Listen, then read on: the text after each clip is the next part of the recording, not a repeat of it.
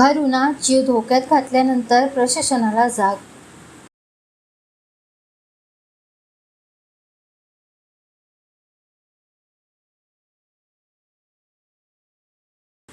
स्थानिक बेरोजगार, कंत्राटी कामगार, प्रकल्पग्रस्त आणि विस्थापितांच्या न्याय हक्कांसाठी जिल्हाधिकारी कार्यालयासमोर सुरू असलेल्या बेमुदत आमरण उपोषणाने अखेर प्रशासनाला जाग आणली। सलग 5 दिवस भर उन्हात उपोषण, मुंडन आंदोलन, प्रतिकात्मक निषेध, काळेफासून आंदोलन आणि भर उन्हामध्ये आमरण उपोषण सुरू केल्यानंतर या तीव्र आंदोलनाची जिल्हा प्रशासनाने दखल घेतली।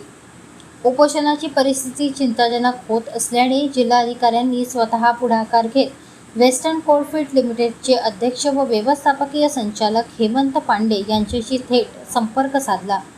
स्थानिक बेरोजगारांच्या प्रश्नाकडे होत असलेल्या दुर्लक्षामुळे निर्माण झालेला जनाक्रोश तसेच उपोषणकर्त्यांच्या बिघडत चाललेल्या प्रकृतीची गंभीर माहिती त्यांना देण्यात आली।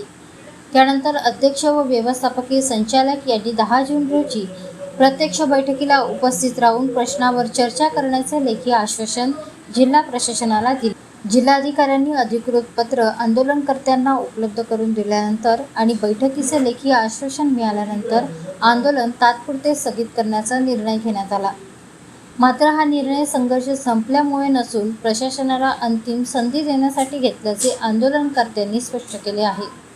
10 जून रोजी होणारी बैठक ही स्थानिक बेरोजगारांच्या भवितव्याची निर्णायक बैठक असेल। जर या बैठकीत ठोस निर्णय झाला नाही तर प्रशासन आणि वेस्टर्न कोलफील्ड व्यवस्थापनाविरोधात यापेक्षाही अधिक तीव्र, व्यापक आणि निर्णायक आंदोलन उभारले जाईल असा इशाराही आंदोलनकर्त्यांनी दिला आहे।